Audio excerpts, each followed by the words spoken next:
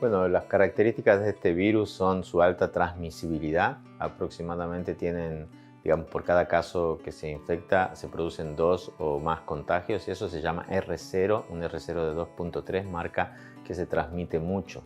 Otra característica es que tiene una tasa de ataque relativamente alta. Un 35% de los convivientes pueden estar infectados. Y después, finalmente, la alta tasa de mortalidad entre grupos vulnerables. Si bien en la población joven sin comorbilidades puede tener una mortalidad, una letalidad similar a la gripe, en personas adultas eso va aumentando hasta un punto que en mayores de 80 años puede tener una letalidad del 15%. Hace muy poco que tenemos información de esta enfermedad. Saltó aparentemente desde los animales a humanos en noviembre y desde enero que se describió se está produciendo un montón de información. Aprendimos periodo de incubación, posibilidades de transmisión, el manejo clínico, el impacto que está produciendo en las personas. Pero creo que lo que nos falta todavía aprender es cómo responder como mundo a estas pandemias tan globalizadas que están impactando de forma tan grave en todos los países, no solamente en el nuestro.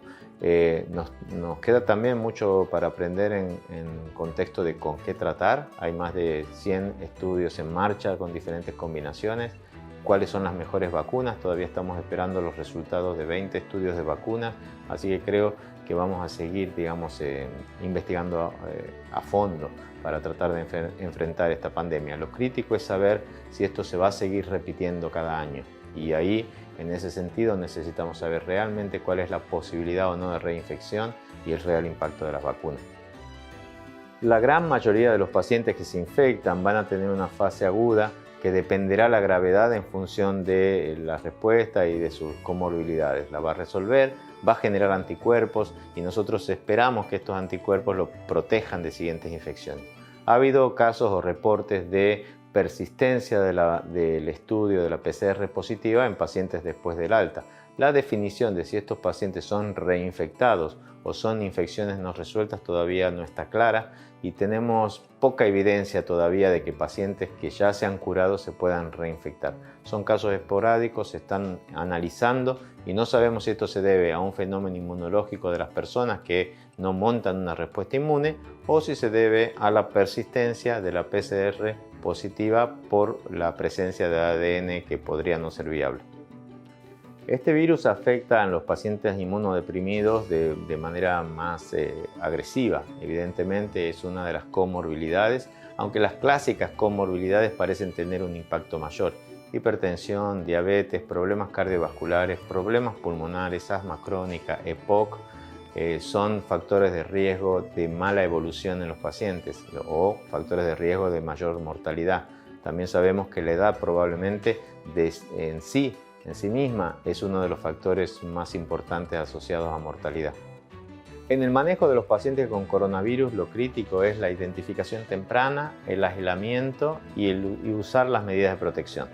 Eso para evitar la transmisión intranosocomial. ¿Cómo hacemos esto? Es importante tener un sistema de triage en el servicio, cuestión que pueda identificar rápidamente pacientes con fiebre y síntomas respiratorios. Estos pacientes tienen que recibir un barbijo y deben ser conducidos a una sala con aislamiento.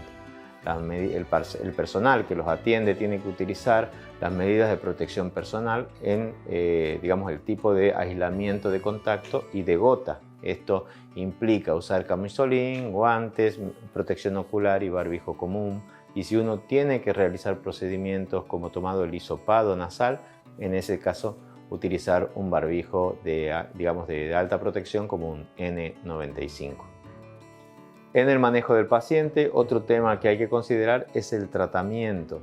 No hay un tratamiento específico para esta enfermedad todavía, hay muchísimos estudios, Remdesivir es una de las posibles drogas a utilizar, pero también hay evidencia de lopinavir, ritonavir, o de hidroxicloroquina, interferón y algunas otras drogas inmunomoduladoras. En este sentido, la Sociedad Argentina de Infectología ha realizado un consenso provisorio en el cual, debido a las características del país y la disponibilidad de medicamentos, sugiere que se podría utilizar o lopinavir más hidroxicloroquina en pacientes con enfermedad grave de forma compasiva, hasta que tengamos más información. Con respecto a la profilaxis para esta enfermedad, hay poca información, hay información muy limitada. Hay un estudio en SARS para otro coronavirus en el cual la administración del lopinavir-ritonavir durante 14 días redujo un 40% la tasa de transmisión.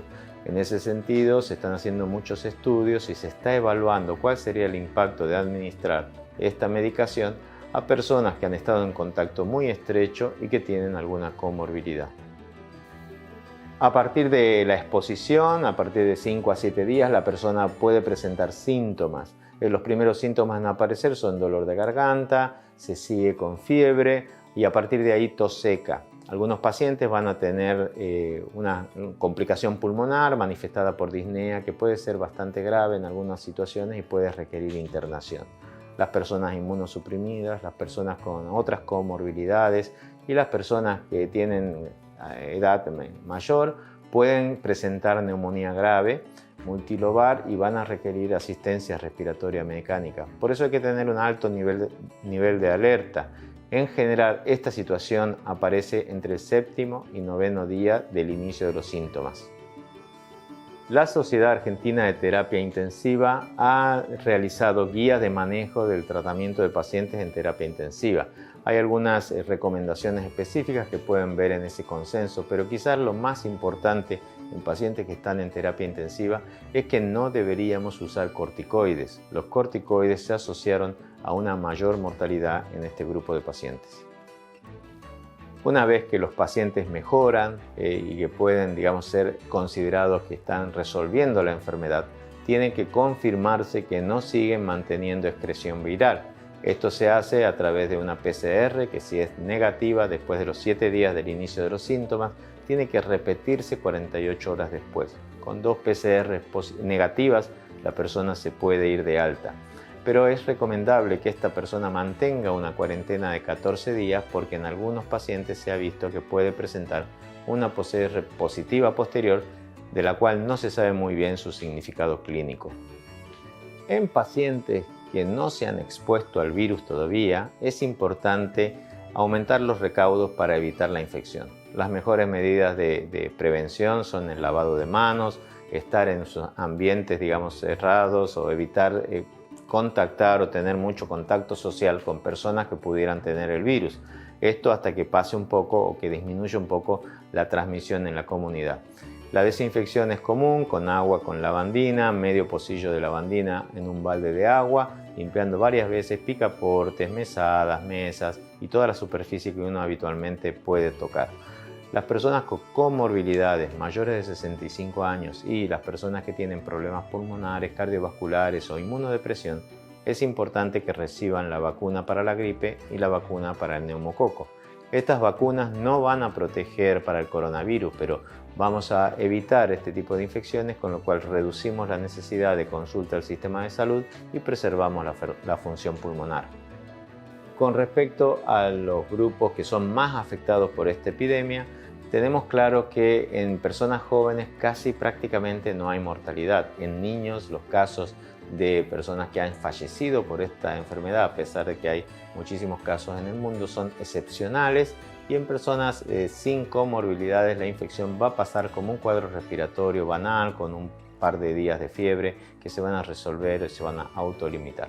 Sin embargo, las personas con comorbilidades pueden tener una afección mayor, pueden requerir terapia intensiva, pueden tener compromiso pulmonar extenso y pueden quedar con secuelas posteriores a esta enfermedad.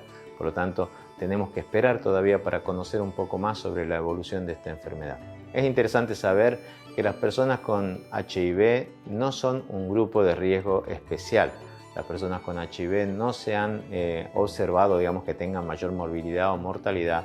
La mayoría de estas personas que se han reportado estaban en tratamiento y con carga viral indetectable. Así que, en principio, si un paciente con VIH tiene más de 350 CD4 y está tomando medicación, no debería tener problemas mayores que la población general.